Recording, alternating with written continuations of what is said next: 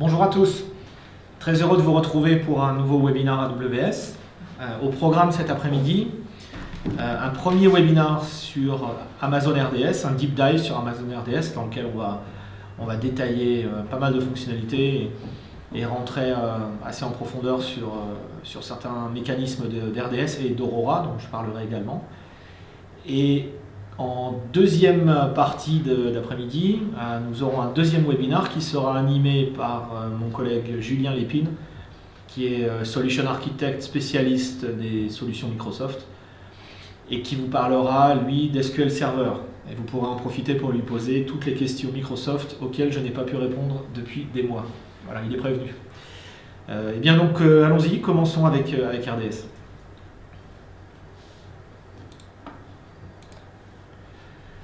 Au programme, un bref rappel sur ce qu'est Amazon RDS et ensuite 6 sujets. La sécurité, le monitoring, la haute dispo, le scaling, les backups et les snapshots et la migration vers RDS. Un très bref rappel donc, sur Amazon RDS. Donc, Amazon RDS est un service managé qui vous permet de gérer des bases de données relationnelles. Service managé égale pas d'infrastructure à gérer, pas de serveur à installer, pas de moteur de base de données à installer. Nous construisons et nous vous fournissons l'infrastructure en un clic ou un appel d'API. RDS supporte des moteurs très connus, vous les verrez dans un instant, qui seront compatibles avec vos applications. Donc a priori, pas de modifications à faire dans vos applications pour utiliser RDS.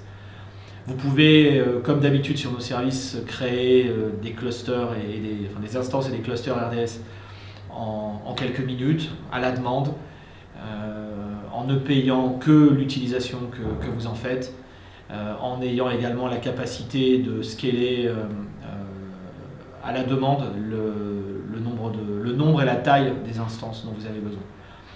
Donc, en bref, un service de création et de gestion de serveurs de base de données relationnelles à la demande, qui est également disponible au sein du free tier, et donc vous pourrez expérimenter avec votre base de données préférée. Les moteurs qui sont supportés par RDS sont les suivants, 2 moteurs commerciaux, Oracle et SQL Server, dont je parlerai très peu puisque Julien couvrira le sujet tout à l'heure. 3 moteurs open source, MySQL, Postgre et MariaDB. Et puis un dernier moteur qui est Amazon Aurora, qui est une réimplémentation de MySQL 5.6 faite par les équipes AWS. J'en profite pour ajouter qu'il y a quelques jours, nous avons annoncé en preview la disponibilité de Postgre sur Aurora. Donc vous pouvez vous inscrire à cette preview et vous pouvez désormais utiliser Postgre au sein d'Aurora avec les mêmes bénéfices que MySQL. Mais on parlera un peu plus d'Aurora tout à l'heure. Alors, toutes les applications ont besoin d'une base de données relationnelle, donc il n'est pas étonnant de constater qu'RDS est un des services les plus populaires d'AWS. Nous avons un grand nombre de clients sur ce service. Bon, je vais en citer qu'un qui est Airbnb, que tout le monde connaît. Et donc Airbnb, avec la croissance qu'on leur connaît, opère ses principales bases de données SQL sur RDS, ce qui leur permet de se concentrer sur leurs produits, la scalabilité de leur plateforme, et de ne pas se préoccuper de ce que j'appelle toujours la plomberie, c'est-à-dire les opérations au jour le jour, les tâches de DBA à faible valeur ajoutée au jour le jour, etc. Donc voilà, Airbnb, avec le parcours extraordinaire qu'on leur connaît, eh bien, s'appuie sur RDS. On pourrait prendre plein d'autres exemples. Vous trouverez pas mal de use cases comme d'habitude sur le site web d'AWS. Alors RDS est un chouette service, néanmoins il faut être conscient des différences qu'il existe entre RDS, service managé, et l'utilisation par exemple d'un MySQL sur EC2.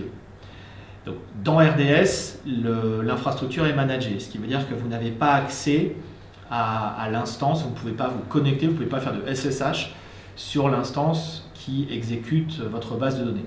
Donc, par conséquent, vous avez une capacité limitée à à configurer, à modifier, à tuner dans certains cas l'OS de l'hôte pour la base de données.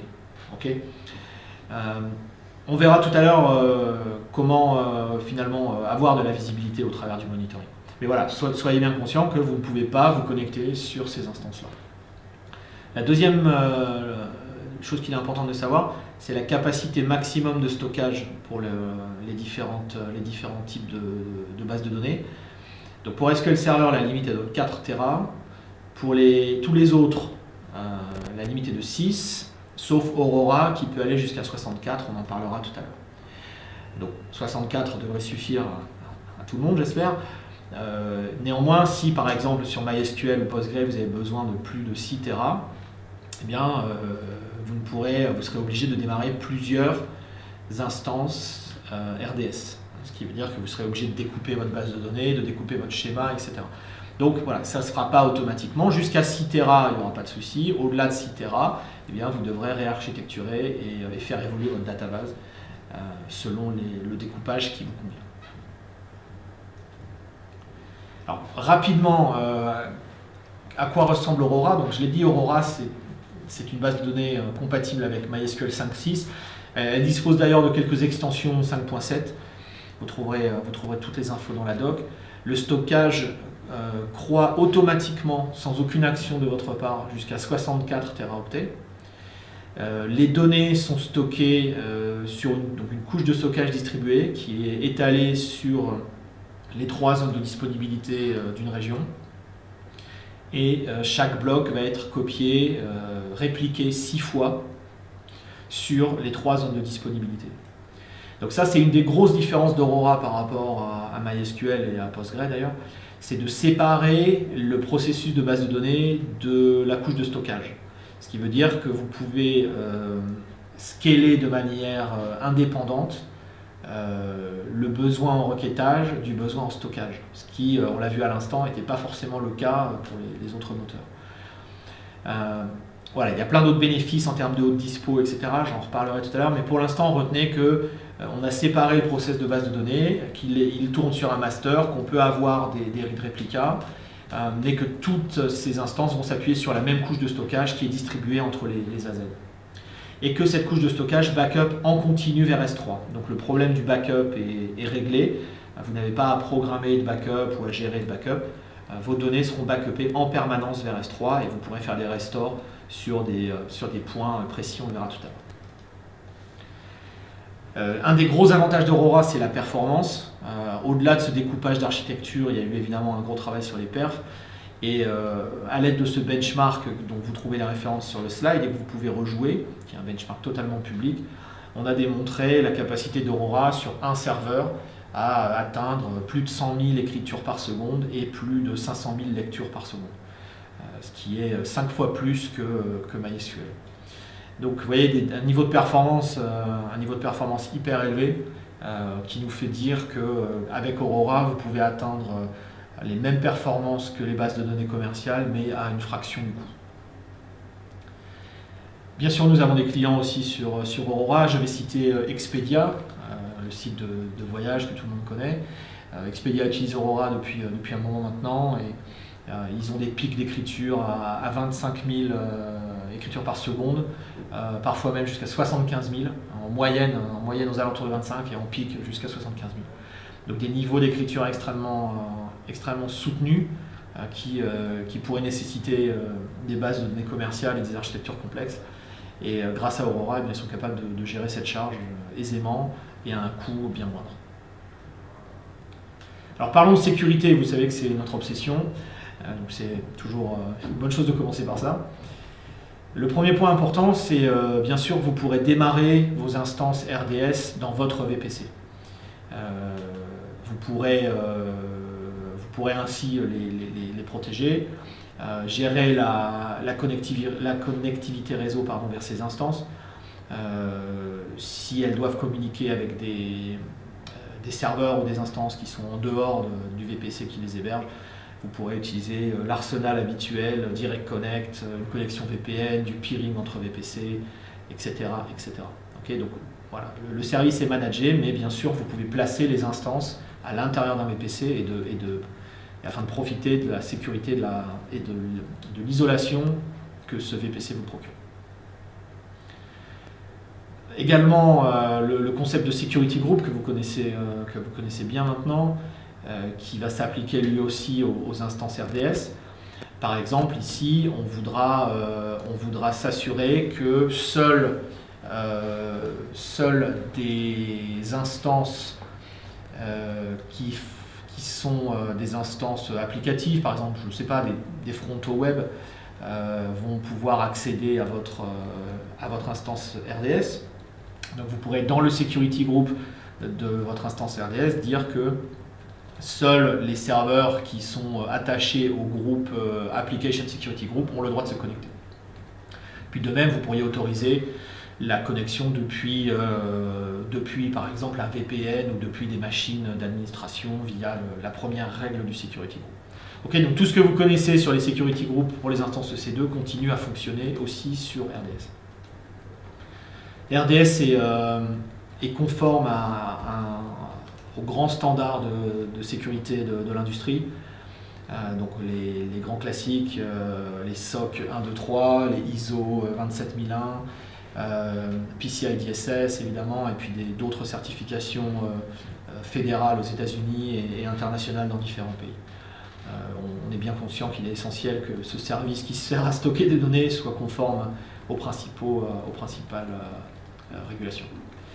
Donc voilà la liste détaillée, je ne vais pas vous la lire, rassurez-vous, vous trouverez tous les détails sur l'URL qui est en bas de ce slide. Donc vous constatez juste qu'on a une couverture un peu plus large sur MySQL, Postgre et Oracle que sur SQL Server. Mais vous voyez que dans l'ensemble, on a les grands classiques, SOC, ISO, PCI DSS, quel que soit le moteur qu'on utilise.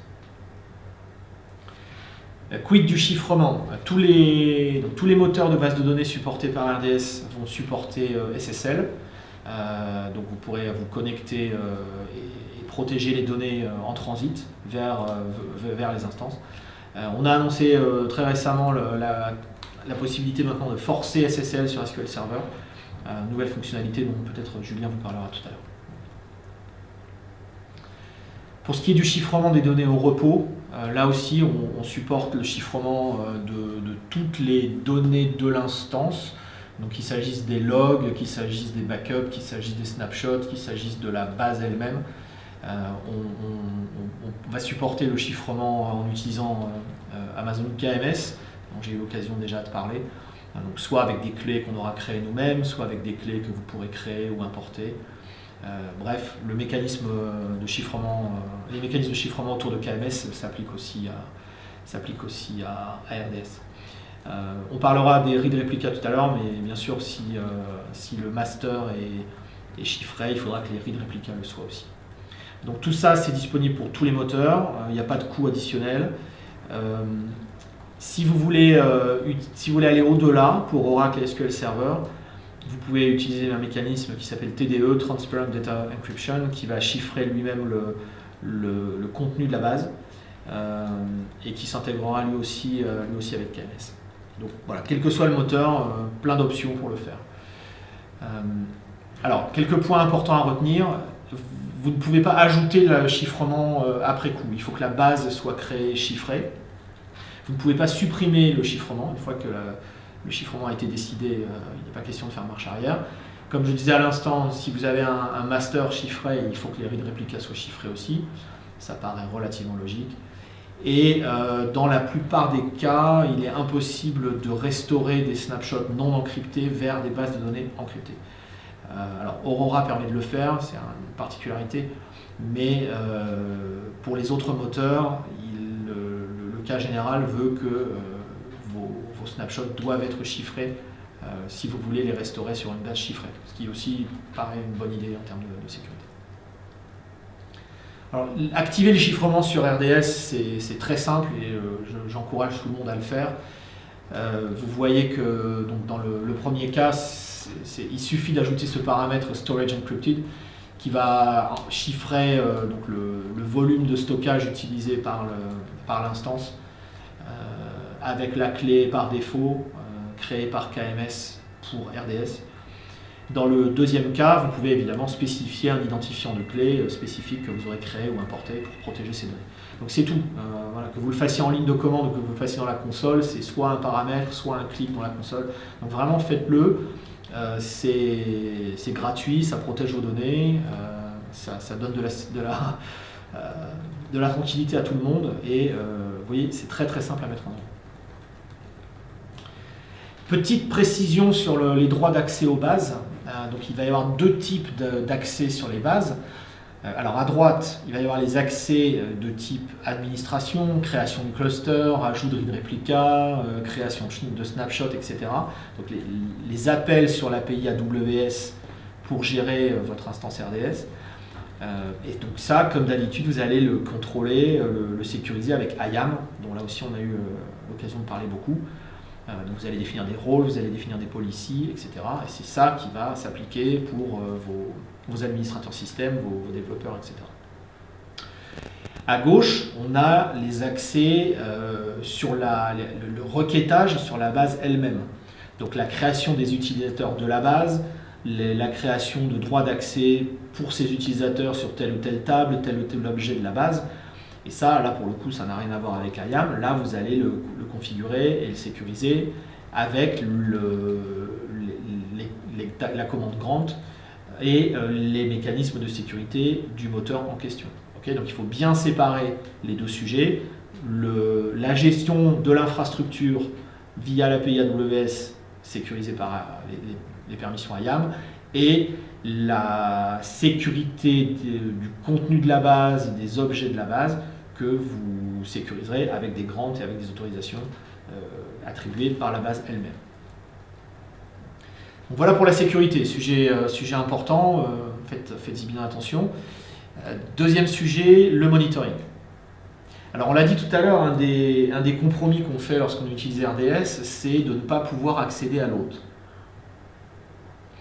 Néanmoins, bien sûr, on va vous fournir tout un tas de métriques et de graphes qui vont vous permettre de voir ce qui se passe. Donc par défaut, on a ce qu'on appelle le monitoring standard qui va vous donner un grand nombre de métriques que vous pouvez consulter pour chaque instance. Comme d'habitude, ces métriques vont être gérées dans CloudWatch, vous pourrez définir des alarmes, envoyer des notifications, etc., etc. Tout ce que vous connaissez là reste valable. À la fin de l'année dernière, on a annoncé un certain nombre de nouveautés, on a baissé les prix sur le monitoring, ce qui est une bonne chose. On a allongé les durées de rétention et on a mis en place le monitoring des percentiles. Donc on n'est plus juste sur des valeurs moyennes, mais maintenant vous pouvez définir des métriques sur le 50e percentile, 90e percentile, etc. pour mesurer des cas un petit peu plus pointus que juste la moyenne. On a ajouté ce qu'on appelle le monitoring amélioré, qui rajoute donc une cinquantaine de nouvelles métriques, beaucoup plus typées OS, justement ce qui pouvait manquer du fait qu'on n'ait pas accès à l'autre. Et vous pouvez descendre à des intervalles d'1 seconde sur ces métriques. Donc voilà, là on vous donne toujours plus de visibilité, toujours plus de compréhension du comportement de l'autre, pour que vous puissiez dimensionner et optimiser votre base au mieux. Un autre mécanisme qui est très utile, c'est le mécanisme des notifications d'événements. Donc là, l'idée, c'est de pouvoir envoyer des notifications SNS lorsque tel ou tel événement se produit sur l'instance ou sur le cluster.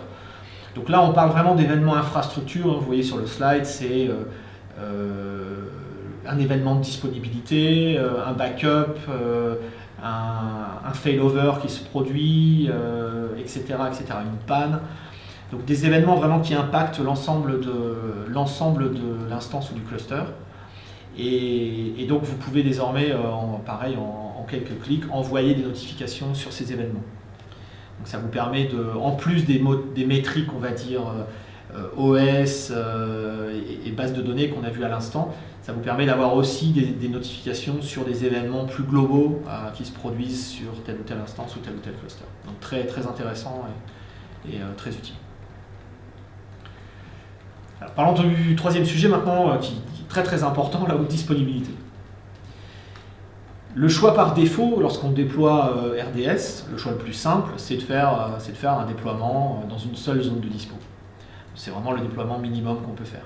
Donc ça va ressembler à ça. Vous allez démarrer une instance RDS qui va être attachée à un volume de stockage, EBS, et le tout va s'exécuter, va habiter dans un subnet au sein d'un VPC, et donc dans une seule zone de disponibilité. Okay, donc ça c'est bien, c'est simple, ça démarre rapidement. Pour des environnements de développement, c'est bien pratique. Mais voilà, ça ne reste que dans une seule zone de dispo. Si vous voulez faire un déploiement multi à Z, a priori pour de la production, vous avez besoin d'avoir un taux de disponibilité accru, vous allez demander à RDS de vous faire ce déploiement, ce qui va se traduire par ceci, donc un master qui va tourner dans une zone de disponibilité, et puis automatiquement la création d'un standby qui va tourner dans une autre zone de disponibilité, qui va être une instance qui va être du même type, donc de la même taille, avec évidemment le même moteur de base de données, avec son propre stockage. Et on va mettre en place automatiquement une réplication synchrone entre le master et le standby. Okay, donc ça, vous le verrez si vous jouez dans la console RDS, vous voyez quand vous voulez créer un cluster, on vous demande est-ce que vous voulez un déploiement multi-ASI ou single ASI. Voilà, c'est exactement ce que je viens de décrire. Alors dans le cas d'un failover en multi-ASI, qu'est-ce qui va se passer? Donc ici on a, on a des utilisateurs et des instances EC2 qui utilisent une chaîne de connexion pour accéder au serveur maître. Imaginons que ce serveur maître ait un problème, qu'il tombe. Donc on va détecter que le serveur est en panne et on va initier la bascule vers le serveur de standby automatiquement. Alors si on rentre un petit peu dans les détails, voilà ce qui va se passer. Donc on va avoir une panne, il faut on va dire 15 à 30 secondes pour détecter que le serveur est en panne. Alors vous allez me dire ça paraît long, mais l'éternel problème des systèmes, c'est de savoir si le serveur est lent ou s'il est en panne. Est-ce qu'il ne répond pas parce qu'il est en panne? Est-ce qu'il ne répond pas parce qu'il y a un glitch quelque part? Ou est-ce qu'il ne répond pas parce qu'il est vraiment mort? Donc il faut quelques dizaines de secondes pour s'en rendre compte. À partir du moment où on s'en rend compte, on va initier la bascule. Donc le standby va prendre la main et il va devoir s'assurer que son stockage est parfaitement à jour. Et donc il va devoir, si nécessaire, appliquer les commandes, les requêtes qui étaient encore en vol ou encore dans son log pour se mettre exactement dans l'état où était le master au moment de la panne. Donc de deux choses l'une, soit la réplication était parfaitement à jour et ça va se passer très vite, soit la réplication était un peu en retard ou en tout cas le système était en forte charge et cette durée de recovery peut être assez longue. C'est un problème que les utilisateurs de MySQL connaissent bien. Parfois, on peut avoir une mauvaise surprise de ce point de vue-là. Bon, donc le temps qui est là est relativement imprévisible. Et puis il y a un deuxième problème qui est la propagation du DNS. On a fait la bascule du master vers le standby en gardant le même nom de domaine. Donc en fonction de votre configuration DNS, ça peut être soit très lent, soit très rapide. Alors qu'est-ce qui se passe sur Aurora? Sur Aurora, on est dans une configuration qui est complètement différente. On a donc des serveurs qui vont un master et puis des nœuds secondaires qui sont étalés sur plusieurs AZ et du stockage totalement séparé, lui-même étalé sur plusieurs AZ. On peut avoir jusqu'à 15 nœuds secondaires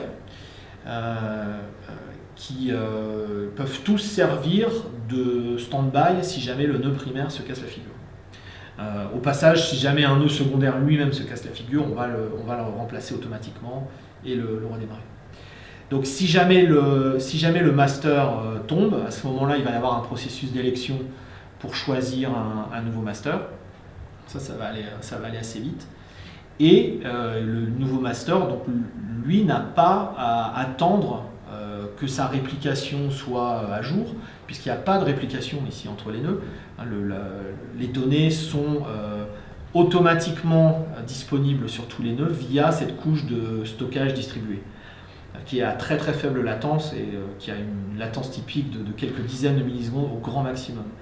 Donc dès que le nouveau master est élu, eh bien, il utilise le stockage qu'il utilisait déjà finalement, et il a des données à jour. Donc ce mécanisme-là permet d'avoir des délais de failover qui sont bien plus faibles. Donc, voilà à quoi ça ressemble. Donc on va avoir une panne sur le master, on va avoir un petit délai de détection là, qui est assez incompressible. Ensuite, il va y avoir la phase de recovery elle-même, c'est-à-dire l'élection du master et on va dire peut-être l'application de quelques updates sur le stockage, mais de manière très très courte. Et donc là, on a une bonne certitude, si on peut dire, d'avoir un délai de recovery qui est de l'ordre d'une dizaine de secondes. Et l'application va pouvoir reprendre la main. Alors, si en plus on utilise le driver MariaDB, MariaDB c'est le fork de source de MySQL, ce driver, en fait, on a travaillé avec eux pour lui donner la visibilité de tous les nœuds qui tournent dans le cluster Aurora. Ce qui veut dire qu'en fait, si jamais le driver détecte que le master ne répond plus, il va pouvoir aller interroger directement les autres nœuds pour savoir lequel est le nouveau master.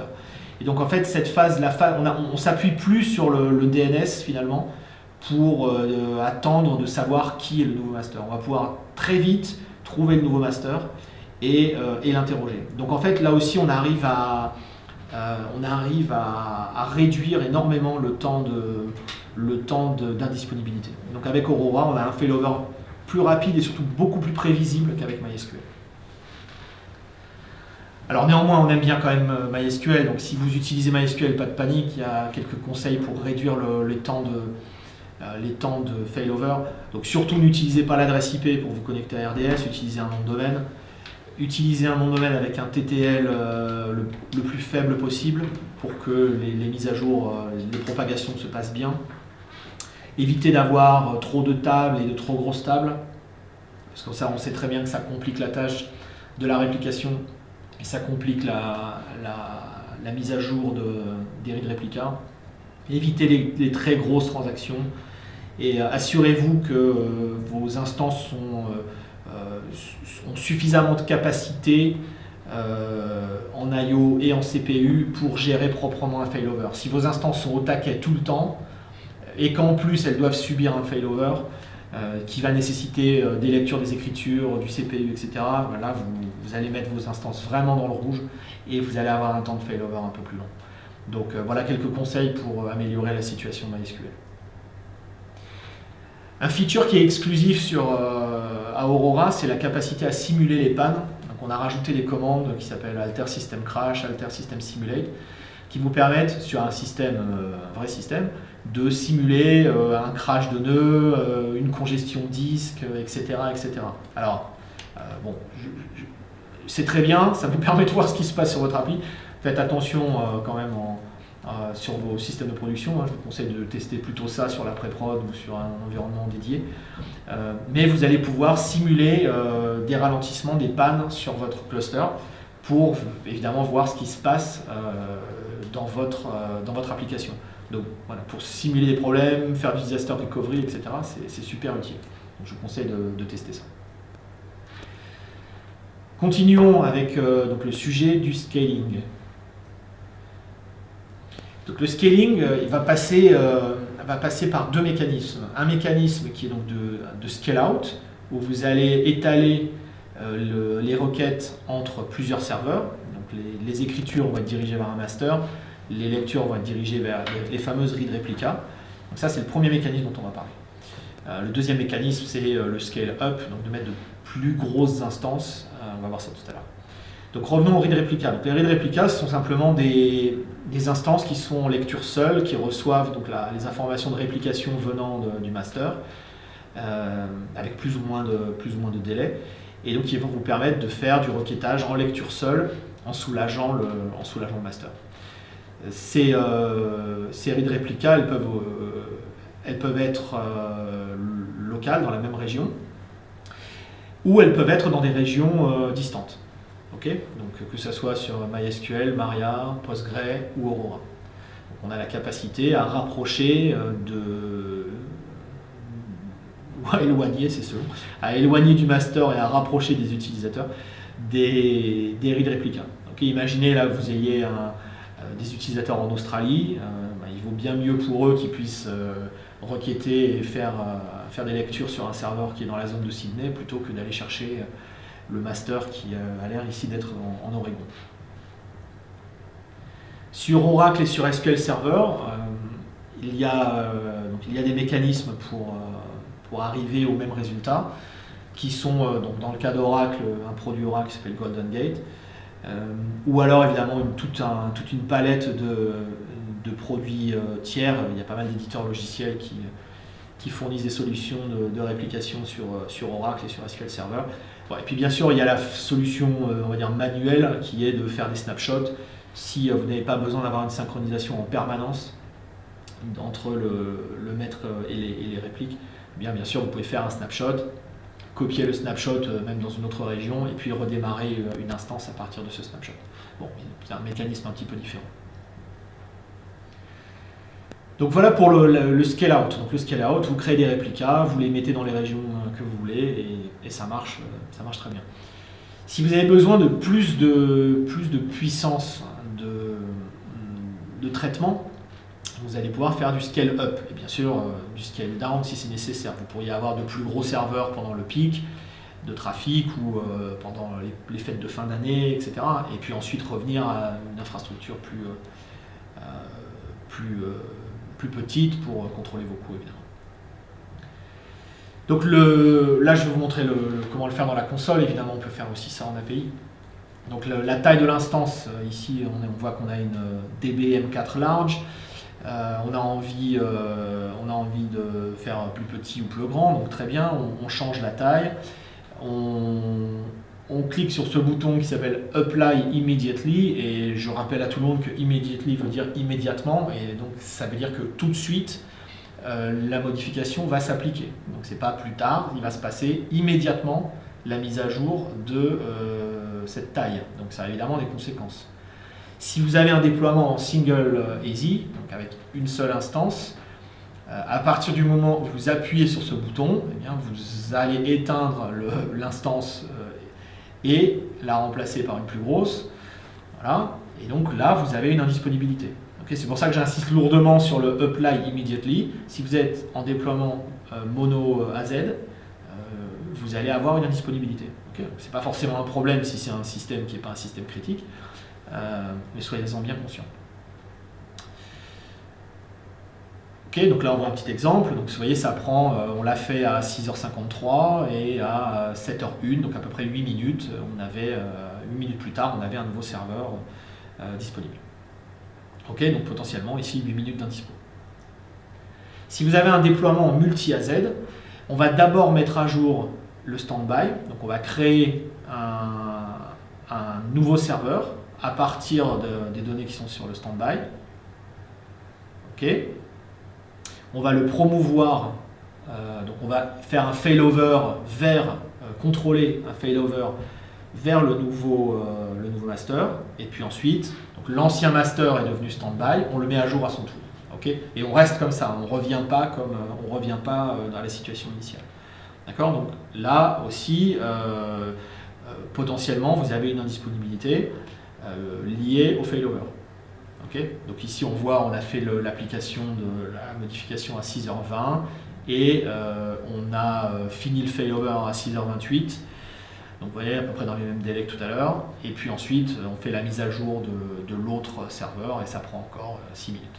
Okay, donc évidemment, je vous conseille de faire ces manips de manière contrôlée, dans les heures creuses, pas en plein trafic. Enfin, j'enfonce des portes ouvertes, mais bon, il vaut mieux le faire pour vous éviter des problèmes. Vous pouvez aussi le scheduler, pourquoi pas. On pourrait imaginer qu'on écrive un petit script. Ici en haut à gauche, on a un appel d'API. On pourrait avoir une tâche cron qui s'exécute aux heures dites, qui fasse le scale-up, le scale-down en fonction des changements. On pourrait avoir une petite fonction lambda qui fait la même chose et qu'on schedule avec CloudWatch Events. Voilà, on peut faire tout ça. Okay. On pourrait aussi le faire complètement à la demande en disant j'ai une alarme CloudWatch qui me dit que je suis trop chargé, donc je reçois une notification et je fais un scale-up, etc., etc. Donc là aussi on pourrait faire ça avec une fonction lambda. Donc après voilà, à vous de décider, est-ce que vous voulez le faire complètement manuellement, est-ce que vous voulez le faire sur des horaires bien précis en le programmant de manière précise, ou est-ce que vous voulez le faire de manière complètement dynamique. Pourquoi pas, voilà, tout ça, toutes ces possibilités-là ont un sens. Donc voilà pour le scaling, okay, donc scale out avec des réplicas, scale up and down avec des appels d'API et plusieurs façons de le faire. Alors parlons maintenant du backup et des snapshots. Alors il y a ici une différence entre Aurora et les autres, donc commençons par les autres, donc MySQL, Postgre, etc. Là, vous pouvez définir des backups quotidiens. Vous l'avez certainement vu dans la console si vous utilisez déjà RDS. Ça fait partie des petits bonus que vous offre le service manager. Donc, vous définissez une fenêtre horaire et une durée de rétention jusqu'à 35 jours. Et donc, vous décidez que tous les dimanches à 1h du matin, eh bien, vous faites le backup de la base. Donc, on fait un backup complet.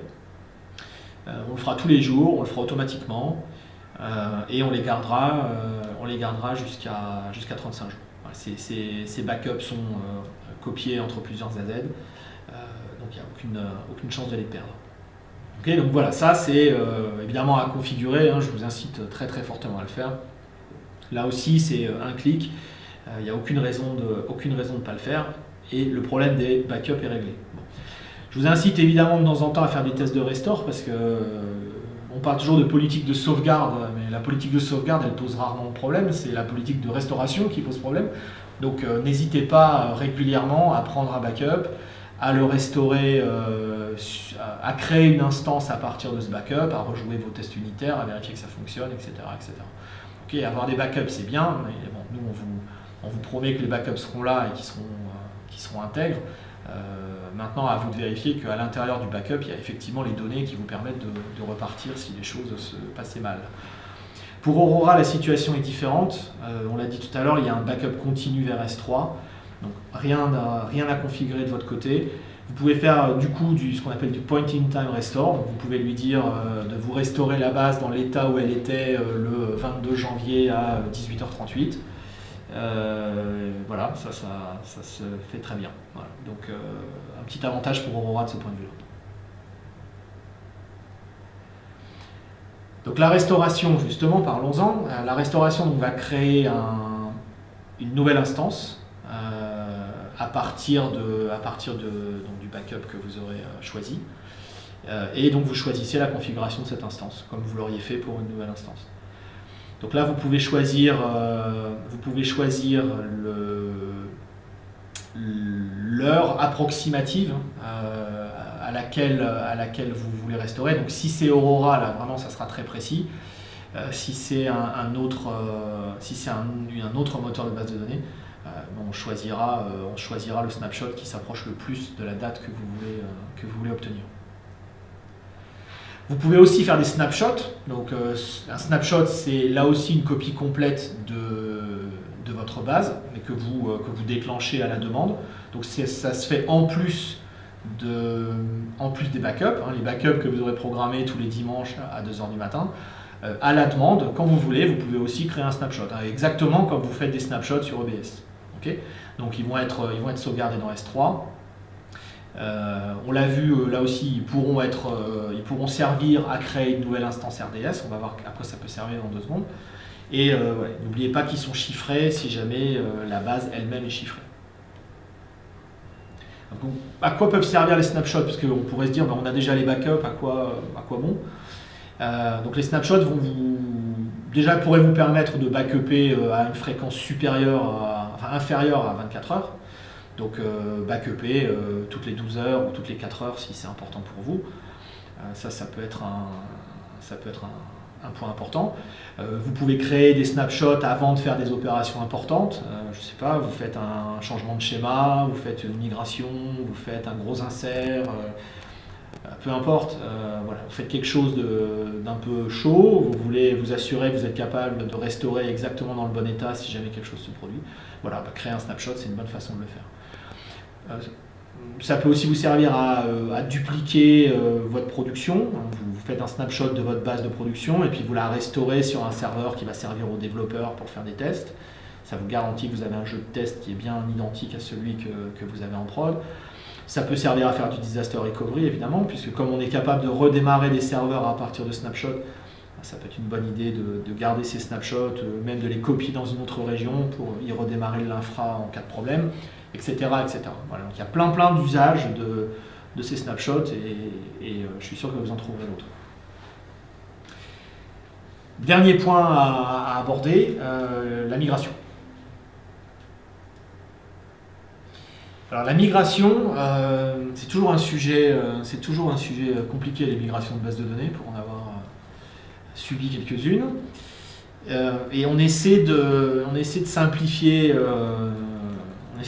ça pour vous. Donc on a conçu un service qui s'appelle AWS Database Migration Service, qui est un service qui va vous permettre assez simplement de partir donc d'une base de données source qui peut être à peu près toutes celles qui sont sur ce slide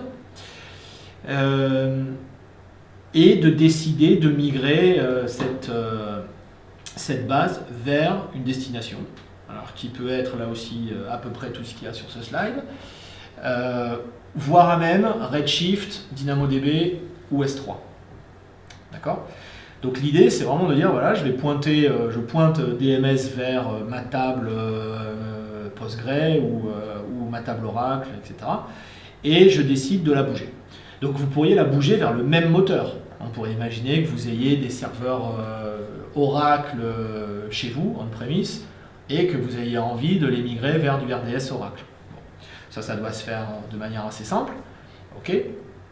Mais on pourrait aussi imaginer des scénarios où, prenons le même exemple, on pourrait dire, tiens, j'ai envie de migrer mes serveurs Oracle vers Aurora, par exemple, au hasard, histoire de payer moins cher. Et donc là, on se doute bien que le schéma et les objets vont être un petit peu différents entre Oracle et Aurora. Il va falloir qu'on vous aide à faire cette conversion. On va voir comment dans un instant. Mais voilà le principe de DMS. Vraiment, le principe de DMS, c'est de vous dire, vous choisissez une source, vous choisissez une destination. Alors, à peu près toutes les combinaisons sont possibles. Donc, vous pourriez migrer de on-premise vers EC2, ou de EC2 vers EC2, ou de RDS vers EC2, ou de EC2 vers RDS. Enfin, peu importe. Hein, l'essentiel, c'est qu'on ait une chaîne de connexion vers ces bases. Et on va commencer à faire la migration des données au fil de l'eau. Donc, ça va être une migration progressive. Donc ça va ressembler à ça. Hein. Donc là, ici, on a un exemple, on a des serveurs sur site qu'on a envie de migrer vers AWS à travers un VPN. Donc on va démarrer une instance de réplication de DMS dans AWS. On va paramétrer la source, la destination. Et puis, donc on va choisir les tables, les schémas, etc. Évidemment, on a le choix de ce qu'on a envie de migrer. Et puis, on lance la migration et on va avoir une réplication au fil de l'eau. Donc, il va y avoir évidemment la copie, enfin la migration initiale, mais si vous continuez à faire des modifications sur votre serveur on-premise, eh bien, et que évidemment DMS tourne toujours, eh bien, les données vont se propager et vont être répliquées vers la cible. Okay. D'ailleurs, on a des clients qui se servent de ça pour faire justement de la réplication du disaster recovery. Donc évidemment, ça peut servir à migrer. On pourrait décider à un moment que voilà, on bascule les utilisateurs vers le serveur cloud, mais on pourrait aussi se servir de ce mécanisme juste pour faire de la réplication du disaster recovery. On a des clients qui font ça et pourquoi pas, c'est une très bonne idée. Alors quid de la migration justement hétérogène. Donc on a conçu un autre outil qui s'appelle donc le Schema Conversion Tool, qui est un outil qui va se connecter donc à votre base de données source, qui va observer les objets contenus dans la base et qui, en fonction de la destination que vous avez choisie, va soit convertir automatiquement ce qui peut l'être, donc le schéma, les objets, etc., soit vous indiquer là où le travail manuel est nécessaire. On essaie de faire en sorte que le conversion tool soit le plus automatique possible. Néanmoins, évidemment, il y a des choses qui ne peuvent pas être automatisées, ou en tout cas pas encore dans cet outil. Et donc l'outil vous dira, voilà, tout ça, j'ai réussi à le faire automatiquement, donc c'est bon. Ça, par contre, non, il faut le faire manuellement, sinon ça ne passe pas. Donc il peut vous servir dans des migrations de bases de données relationnelles, donc vous voyez quelques exemples ici, et il peut aussi vous servir dans des migrations de data warehouse. Donc si vous voulez migrer, je sais pas, Teradata et Greenplum par exemple vers Redshift, eh bien, on peut aussi s'en servir comme ça. Okay. Donc ces deux outils finalement vous permettent d'avoir déjà une première idée de la complication ou pas finalement de votre migration, et puis après, une fois que les choses sont mises au carré, eh bien, de gérer les choses, de gérer la réplication au fil de l'eau sans trop vous en préoccuper. Voilà, j'en ai terminé. Je voulais juste vous rappeler, si j'arrive à afficher ça. Voilà.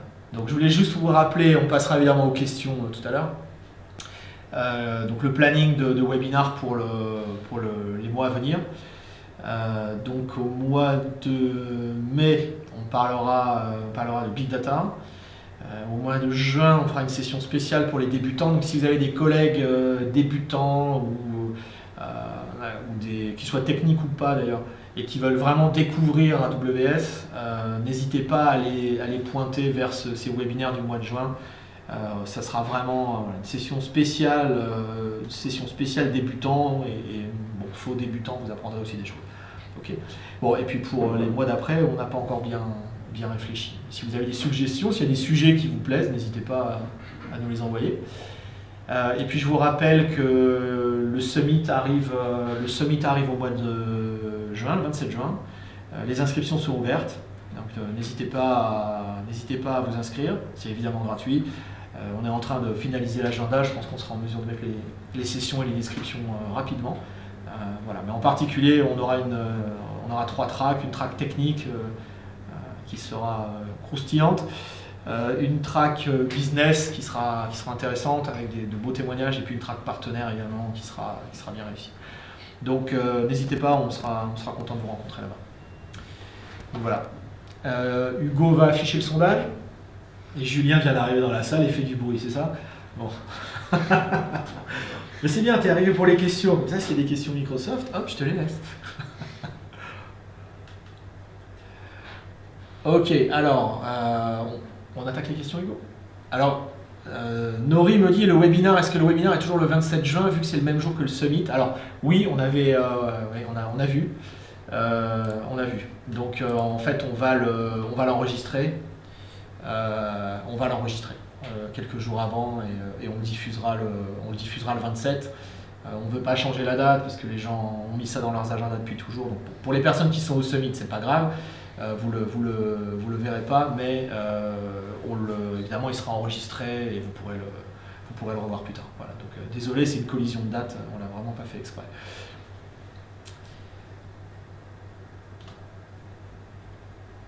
Alors, question de Nassima, existe-t-il des outils de migration vers Aurora? Alors oui, il y a... attendez, je vais remettre... Voilà, je vais remettre ça. Donc, le premier choix, c'est sans doute le Database Migration Service dont j'ai parlé, qui vous permet, à partir de toutes les sources qui sont ici, de migrer vers Aurora.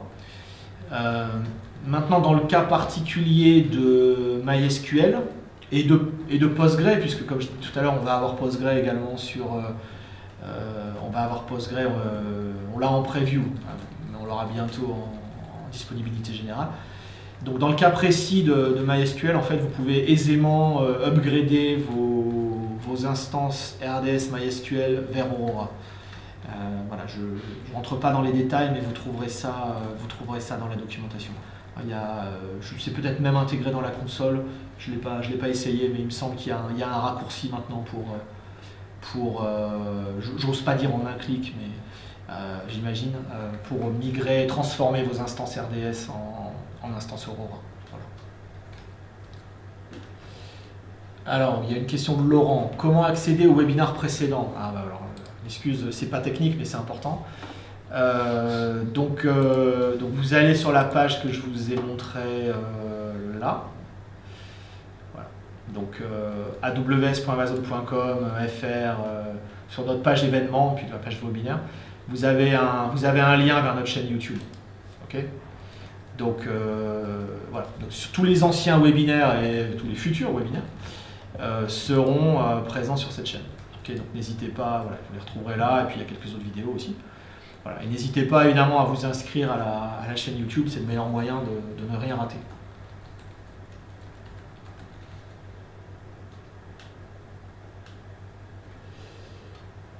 Tu peux me réafficher le...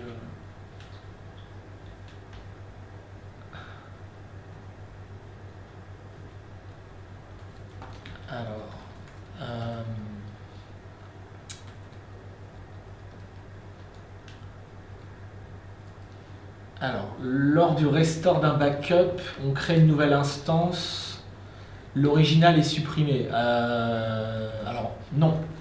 Lorsqu'on crée une nouvelle, lorsqu'on restaure un backup, on va utiliser le backup on va créer à partir de ce backup une nouvelle instance RDS.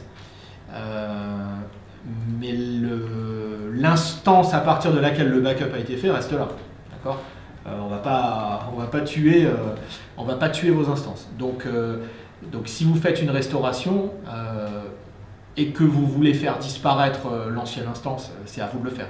Okay, on ne peut pas tuer d'autorité l'instance. Imaginez que vous fassiez une restauration parce que vous avez envie d'avoir un environnement de test à côté. Il ne faudrait pas qu'on tue l'instance qui a servi à faire la prod.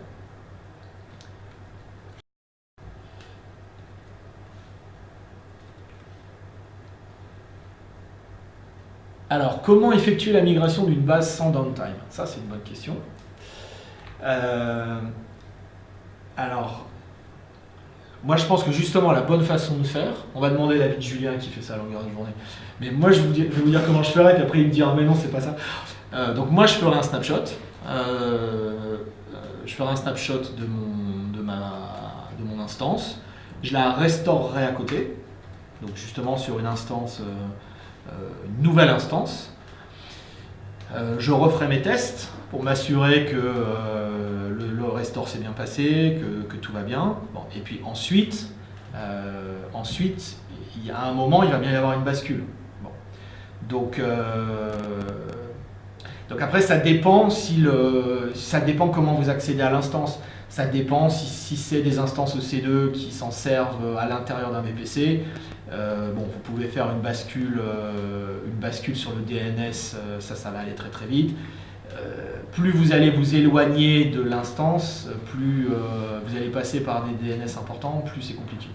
Donc maintenant, si c'est interne à la plateforme, voilà, moi je ferai ça. Je ferai un truc simple comme ça. Julien, je ne sais pas si tu as... Tout à fait d'accord, et c'est exactement ce que fait Database Migration Service. Voilà, donc je ne sais pas si vous l'avez entendu. Il a dit qu'il était tout à fait d'accord, c'est bon. Ouf. Donc voilà un bon exemple d'utilisation des snapshots.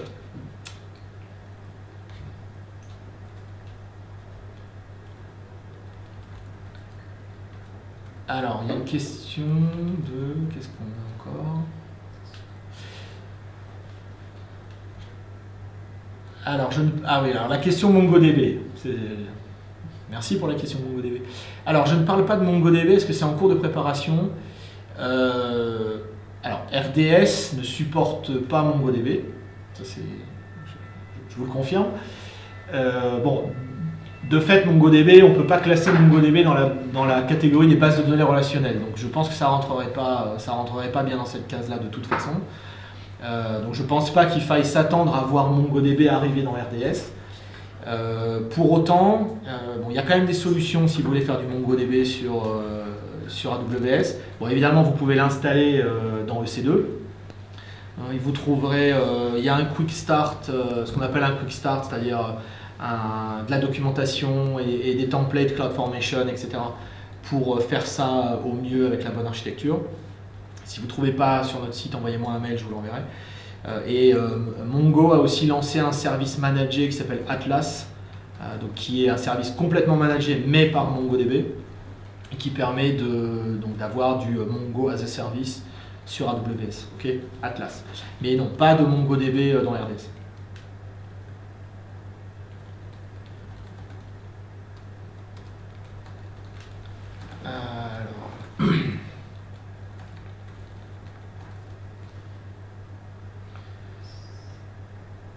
Alors, est-il possible de faire plus qu'un snapshot RDS par jour? Oui, oui, vous pouvez faire un snapshot toutes les 10 minutes si vous voulez. Hein, c'est un backup par jour, ça fait partie des mécanismes automatiques des RDS. Les snapshots, c'est à la demande. Donc, bon, dès que le snapshot est terminé, si vous voulez en relancer un instantanément, oui, il n'y a pas de problème. Alors, question de Paul, les snapshots sont-ils une simple vue des fichiers? Si oui, n'y a-t-il pas de risque de perte? Alors le snapshot, c'est une photographie, comme son nom l'indique, hein, c'est une photo à l'instant très précis de la base. Donc au moment où vous déclenchez le snapshot, on freeze, entre guillemets, on prend une photographie de la base et c'est ça qu'on va sauver sur disque. Donc si une demi-seconde après le déclenchement du snapshot, il y a une écriture dans la base, elle n'est pas dans le snapshot. Donc ça, c'est le principe du snapshot. Hein. C'est le snapshot, c'est à l'instant où vous le déclenchez, on fige entre guillemets le contenu de la base et c'est ça qu'on va stocker.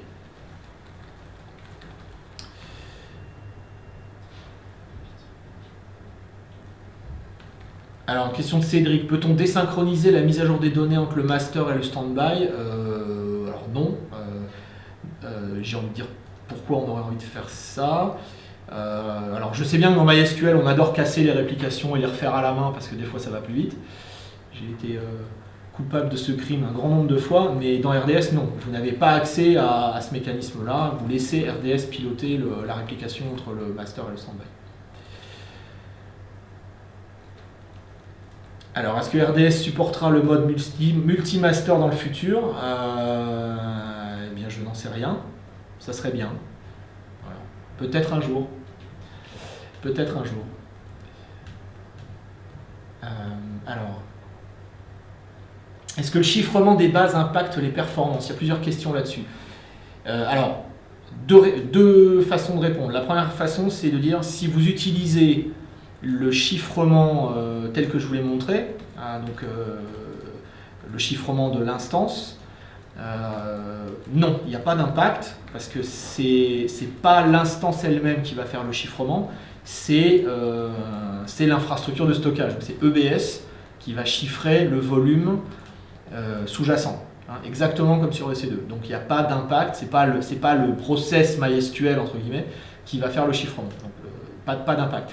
Si vous faites du TDE, donc là pour le coup, donc sur SQL Server ou sur Oracle, là pour le coup c'est l'instance qui va chiffrer et il peut y avoir un petit impact. Voilà, c'est difficile de dire en fonction des tailles d'instance et en fonction de ce qui se passe. Bon, ça se benchmark, à mon avis, c'est très faible. Très très faible. J'ai jamais rien vu là-dessus qui me dise que c'était un gros problème.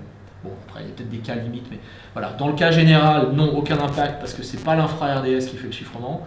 Dans le cas de TDE, a priori, pas de problème. Si vous avez une inquiétude, faites un test.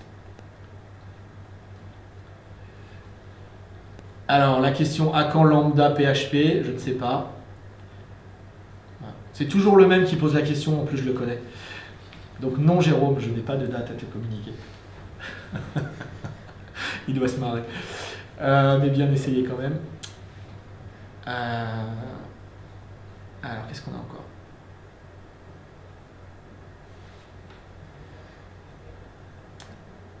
Ah, il y a une question, oui, il y a un mécanisme dont je n'ai pas parlé.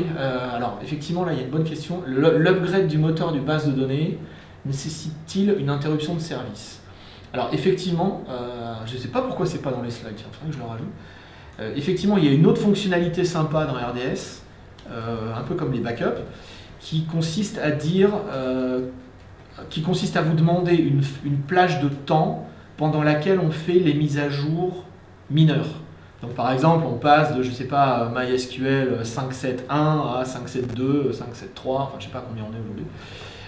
J'ai pas regardé, ça change tout le temps. Et donc ça aussi on peut le faire à votre place. Donc c'est un peu comme les backups. Vous définissez, vous dites que s'il y a une nouvelle version mineure, eh bien on a le droit de faire la mise à jour le dimanche à 1h du matin. Et on va faire ça. Donc si c'est du single à Z, bon bah je vois pas d'autre solution que de faire du downtime. Si c'est du multi à Z, je parle sous le contrôle de Julien, à mon avis on fait l'upgrade du standby, c'est comme le redimensionnement, on doit faire l'upgrade du standby et ensuite le standby devient le nouveau master, etc.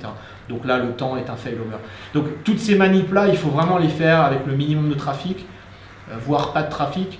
Parce que s'il n'y a pas de trafic, vous avez une meilleure certitude que la réplication est à jour et que donc le délai de recovery du standby va être très très faible. Donc vous pouvez, si vous êtes dans les bonnes conditions, vous le faites en 60 secondes. Voilà, donc trouver des créneaux horaires, vous pouvez faire ça. Alors Lambda Go, non, j'ai pas de date non plus sur le Lambda Go. Quelqu'un va me demander Haskell et Elixir. J'ai pas de date non plus, désolé.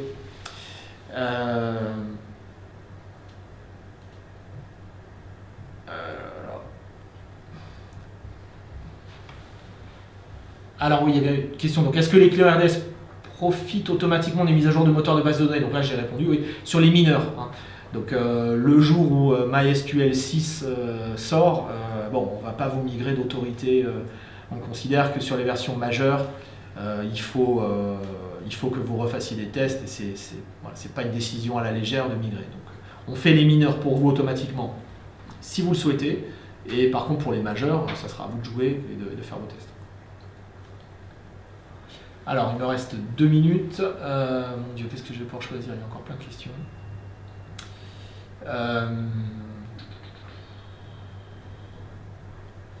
Ah oui, la connexion à une base de données Aurora se fait via un driver propriétaire ou un driver MySQL fonctionne. Donc vous pouvez utiliser, sauf erreur de ma part, vous pouvez utiliser le driver MySQL. Néanmoins, ce qu'on vous conseille, c'est d'utiliser le driver MariaDB que j'ai mentionné. Parce que, comme je l'expliquais, ce driver a la visibilité en fait, des différents nœuds qui sont dans le cluster. Et du coup, en cas de panne du master, il est capable d'aller trouver beaucoup plus rapidement quel est le nouveau master. Et donc ça va réduire le délai d'indisponibilité. Encore une? Allez, une dernière.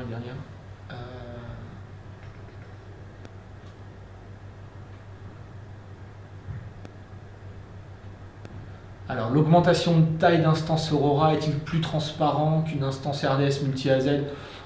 Non, à ma connaissance, c'est le même mécanisme. C'est le même mécanisme.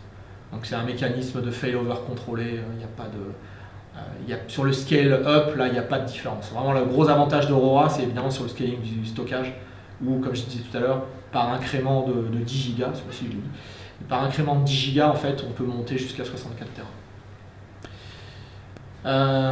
Voilà, j'ai plus de temps, Hugo est en train de gesticuler. Il va me demander de choisir un gagnant, c'est ça? Il me fâchait avec 20 personnes. Oh là là, j'aime pas jouer à ça. Tu veux pas choisir, Julien, à ma place?